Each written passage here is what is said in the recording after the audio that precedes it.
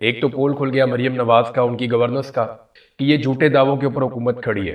हुकूमत ही झूठी है, जो हुकूमत बनी झूठ के ऊपर है, फॉर्म 47 के ऊपर।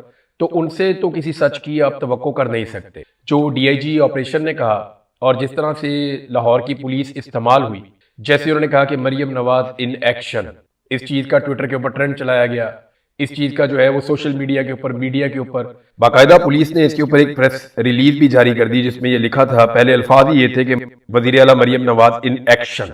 अब ये सारा गंद खुल गया। यासर शामी ने जो वीडियो बनाई गाजी रोड से, उसने बता दिया कि इनका ये कहना कि हमने ट्रैक किया, ट्रेस किया, हम 2 घंटे की डेडलाइन थी, हम भाग दौड़ कर रहे थे, ये सारा कुछ झूठ साबित हो गया। असल हकीकत ये सामने आई कि ये तो औरतें खुद भागी गाड़ी में से निकलकर, और वो भी एक एक्सीडेंट के नतीजे में। अब जिस रजा को बचाने की कोशिश की जा रही है, ये रजा डार है, इसहाक डार की बेटी का बेटा, या जो अली डार का भांजा है, इसहाक डार का नवासा है, रजा डार, जिसकी साबिक वज़ीर आज़म नवाज शरीफ के साथ तस्वीर भी है, जिसका जिक्र वो खवातीन ने भी किया, और यही तस्वीर दिखाकर वो घेर घार के इन खवातीन को पाकिस्तान में लेकर आया था। इस रजा डार को बचाने के लिए पाकिस्तान का मीडिया भी मुतहर्रिक किया गया है, और डार खानदान अपना इन्फ्लुएंस ऐसा लगता है कि अब इस्तेमाल कर रहा है, और उसके जरिए से पाकिस्तानी मीडिया को कंट्रोल करना चाहता है। और मीडिया में ऐसी खबरें चलवाई जा रही हैं रजा डार की फैमिली के जरिए से कि जनाब वो तो फंस गया, वो तो खुद एक विक्टिम है, वो तो पैसे इकट्ठे कर रहा था, वो तो अपने पैसे रिकवर कर रहा था। देखें, ये बड़ा सादा केस है। 2 खवातीन को बहला फुसलाकर पाकिस्तान बुलवाया गया और उन्हें बाकायदा वीजे भी जारी किए गए। इसमें डार साहब की जिम्मेदारी है, उनका जो दफ्तर है वो इस्तेमाल हुआ मुबैना तौर पर। फिर उन्हें दिखाया गया नवाज शरीफ के साथ, इसहाक डार के साथ और अली डार के साथ तस्वीर, बल्कि ये भी क्लेम किया गया कि एक वजीर मेरा बाप है, ये भी कहा उसने। पहले तो बहला फुसला के धोखा दे के इन खवातीन को पाकिस्तान में लाया गया, फिर उसके बाद इन खवातीन को अगवा कर लिया गया। एयरबीएनबी का जो घर है वो हसन का बताया जा रहा है कि हसन नामी जो लड़का पकड़ा गया है उसका वो घर है एयरबीएनबी का, और ये अक्सर इस तरह घर एयरबीएनबी का ले लेते थे, जिसमें जाके ये अपनी जो हरकतें आजकल लोग करते हैं, अब जिस तरह के लोग होंगे उसी तरह की हरकतें करेंगे, जैसा नवाला जाएगा पेट में वैसी हरकतें करेंगे अनफॉर्चुनेटली। बहरहाल पहले तो इसने धोखे से बुलाया खवातीन को, फिर उन्हें अगवा कर लिया, फिर उन्हें तशद्दुद का निशाना बनाया। उसके बाद खवातीन ये बताती हैं कि उनके साथ बदतरीन जिनसी ज्यादती की गई, और दोनों खवातीन बता रही हैं कि हमारे साथ क्या क्या किया गया। वो तफसीलात ऐसी घटिया और घिनौनी, ऐसी इन्होंने हरकतें की हैं, इतने गंदे लोग हैं कि वो आप बयान भी नहीं कर सकते, पढ़ भी नहीं सकते। मैं आपको पढ़ के अंग्रेजी उर्दू किसी जबान में मैं आपको नहीं सुना सकता, मजबूर हूं मैं, जो इन्होंने किया है। जितने ये गंदे हैं ना, उतना तो हम बोल भी नहीं सकते। मरियम नवाज की मुझे बात याद आ गई, मेरे पास फिल्में हैं, मेरे पास फला फला की फिल्में, मेरे पास वीडियो सबूत है। अब मरियम नवाज से वीडियो का धंधा जो शुरू हुआ था वो देखे आप कहां तक पहुंचा है।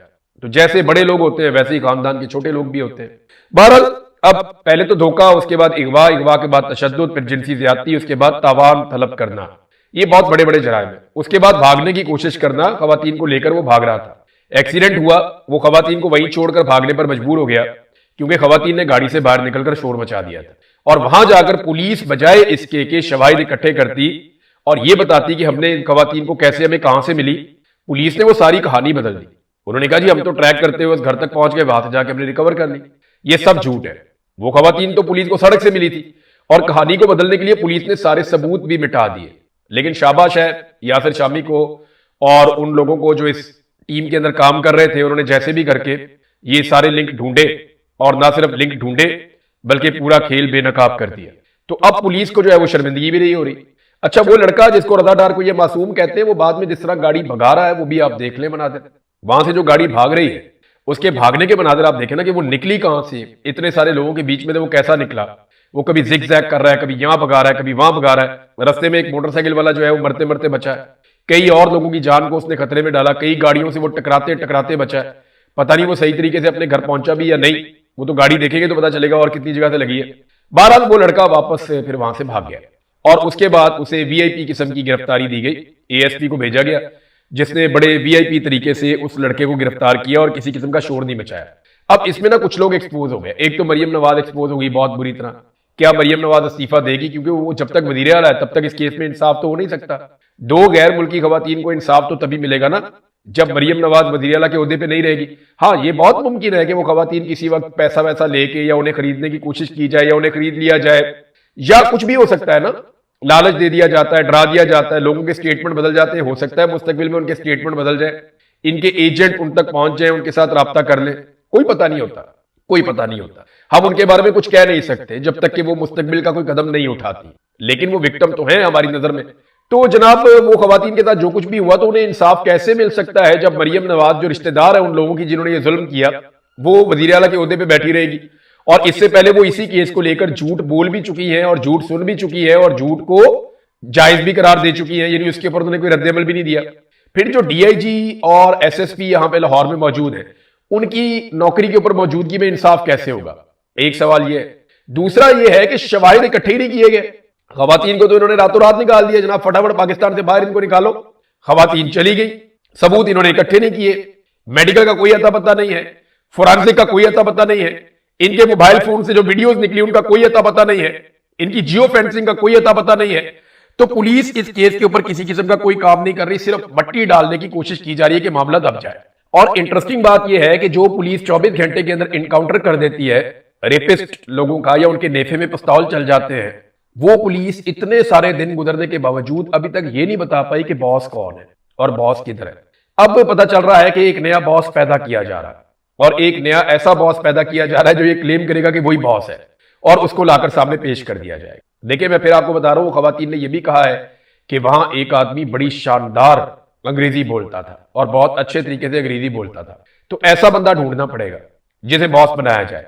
और बॉस बनने के लिए उसे कबूल भी करना होगा कि जनाब मैं बॉस हूं। फिर बॉस ने जो जो हरकतें की हैं वो भी उसके ऊपर डाली जाएंगी, लेकिन क्योंकि सबूत नहीं है तो बज़ाहिर ऐसा दिखाई देता है कि चंद दिनों की बात है, थोड़े दिनों में ये लड़के जो है इनको जुडिशियल कर दिया जाएगा और उसके बाद इनको वहां से जमानतें मिल जाएंगी और फिर मामला रफा दफा हो जाएगा। फिर आपको कभी पता भी नहीं चलेगा कि इस केस का क्या बना। ये केस जिंदा तभी रह सकता है जब पाकिस्तान का मीडिया और पाकिस्तान का सोशल मीडिया इस पे बात करता रहे, इसके ऊपर रोला डालता रहे और इसमें इंसाफ करके दिखाया जाए।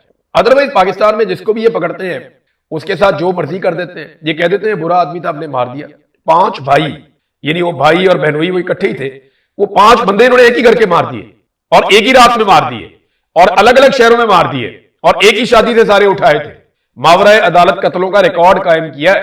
आफ्ताब बाजवा साहब केस लड़ रहे हैं वो वाला, और भी बहुत सारे ऐसे केसेस हैं जहां 2 नंबर तरीके से सीसीडी ने बंदे मारे हैं। बंदा मार एक पूरी, जैसे मच्छर मारते हैं ऐसे तो ये बंदा मार देते हैं। बंदा मार पूरा एक ग्रुप बना हुआ है। रात को 12 बजे अदालत लगती है, फैसला होता है कि ये बंदे फड़का दो, वो बंदे फड़का दिए जाते हैं। ये बंदे जख्मी कर दो, वो बंदे जख्मी कर दिए जाते हैं। फला फला बंदे के नेफे में पिस्तौल चला दो, उस बंदे के नेफे में ऑटोमेटिकली पिस्तौल चल जाता है। मजाक बनाया हुआ है कानून को और इंसाफ को इन लोगों ने। इन्हें आइडिया ही नहीं कि जो ये कर रहे हैं इसका नतीजा क्या निकलेगा। नाज़रीन, मरियम नवाज ने ऐसे में एक स्टेटमेंट दिया। मरियम नवाज ने कहा कि अगर आप अपने घरों में महफूज नहीं है तो मैं बतौर वजीर आला नाकाम और नामुराद हूं, मेरी जिम्मेदारी है और उसका मुझे अंदाजा है। अब ये नाज़रीन जाली वजीर आला पंजाब मरियम नवाज का स्टेटमेंट है कि अगर आप अपने घरों में महफूज नहीं है, और इधर तो गैर मुल्की खवातीन आपके अपने रिश्तेदारों से महफूज नहीं है।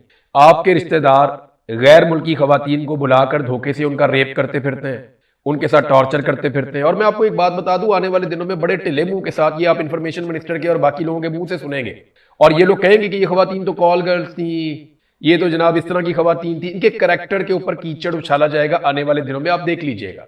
ये सारा कुछ करेंगे सिर्फ खवातीन तक पहुंच के उनके साथ डील वील ये पक्की कर लें, और मुझे ऐसा लगता है कि ये कुछ ना कुछ करेंगे क्योंकि इसके बगैर इनका गुजारा नहीं है। लेकिन अब इनको लेने के देने पड़ गए।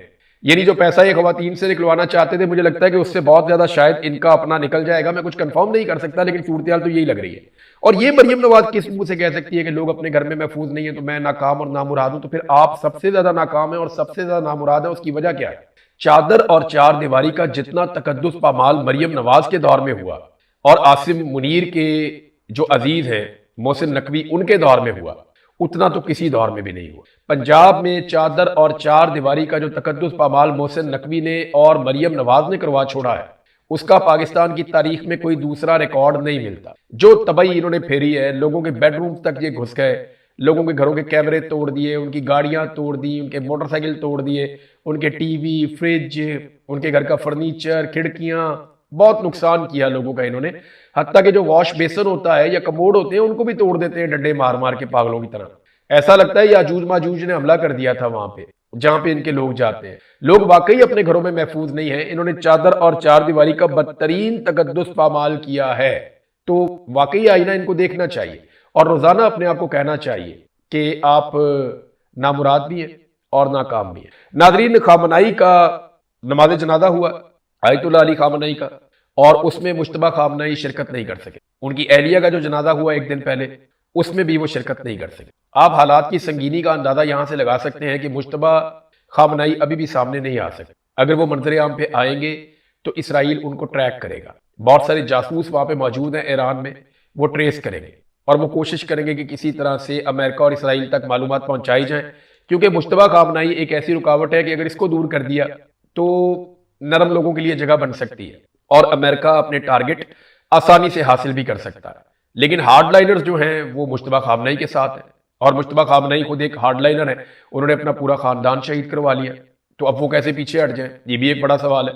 तो आयतुल्लाह अली खामनाई की शहादत के मौके पे, उनकी तदफीन के मौके पे दुनिया भर से लोग आए। पाकिस्तान से बहुत बड़ी तादाद में लोग गए।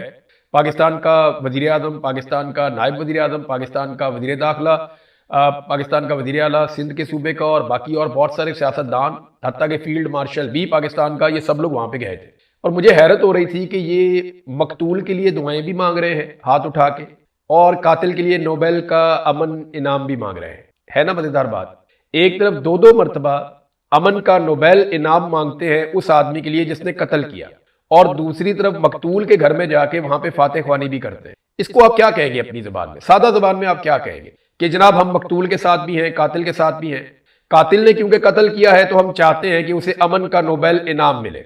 मकतूल क्योंकि कत्ल हो गया है, हमें उसके साथ हमदर्दी है, लिहाजा हम उसके लिए फातह ख्वानी करने के लिए आए हुए हैं। इसको कहते हैं मुनाफकत, जो हमने यहाँ पे इस केस में की है। लेकिन इसको नाम दिया जाता है आजकल डिप्लोमेसी का, कि जनाब हम डिप्लोमेसी कर रहे हैं, हम सिर्फ अपने मुल्क का मफाद देख रहे हैं। नहीं, आप अपने मुल्क का मफाद नहीं देख रहे, क्योंकि इस सारे खेल में आपके मुल्क को महंगाई के अलावा कुछ नहीं मिला। पूरी दुनिया में सबसे महंगा पेट्रोल आपके मुल्क में हुआ है, और वो आपने किया है। फील्ड मार्शल आसिम मुनीर साहब के दौर में हुआ है, और किसी मुल्क ने ऐसा नहीं किया जो फील्ड मार्शल आसिम मुनीर साहब ने और उनकी हुकूमत ने पाकिस्तान में किया, और किसी ने ऐसा नहीं किया।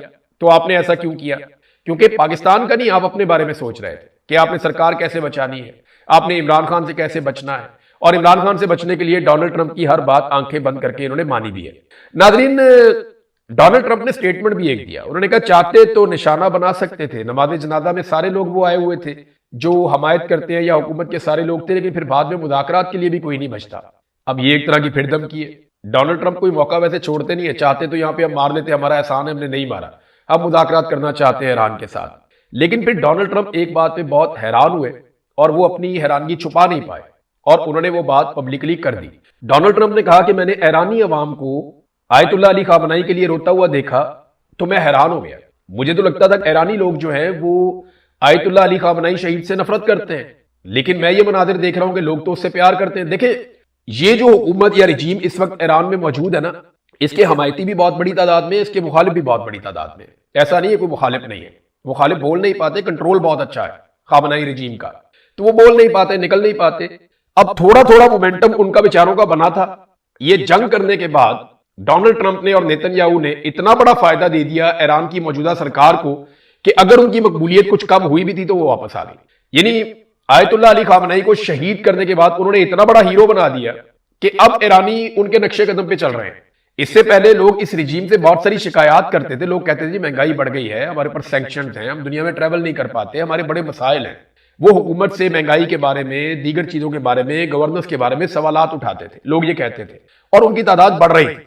लेकिन ये जो कुछ किया है अमेरिका ने और इसराइल में, उसके नतीजे में जो कुर्बानी दी ईरान ने और जिस तरह उन्होंने लड़ाई लड़ी, वो पूरी कौम इकट्ठी हो गई दोबारा से और मौजूदा सरकार के साथ मिल गई।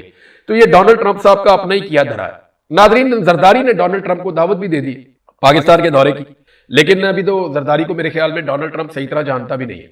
वो तो जानता है माई फेवरेट फील्ड मार्शल, और एक वो जानता है शहबाज शरीफ को, प्राइम मिनिस्टर शहबाज शरीफ। वो इन दो लोगों को जानता है और इनकी गेम उठाई हुई है। याद रखिएगा, यही डोनाल्ड ट्रंप माजी में WWF में था। वो कभी एक पहलवान की गेम उठा के रखता था, कभी दूसरे की, जहां फायदा होता था वहां वो इन्वेस्ट करता था। तो ये बात आप भूलिएगा मत। डोनाल्ड ट्रंप की शख्सियत के अंदर ये खसूसियत है, वो कल कोई और पाकिस्तान की जानिब से बंदा आगे आएगा और उसे काम पड़ जाएगा उस बंदे से, तो डोनाल्ड ट्रंप उसको भी उठा के अपने सर पे बैठा लेगा। तो डोनाल्ड ट्रंप से आप कुछ भी तवक्को नहीं कर सकते। ये सहारा तो है लेकिन बहुत कमजोर है और नाकाबिले एतबार है। बहरहाल आसिफ अली जरदारी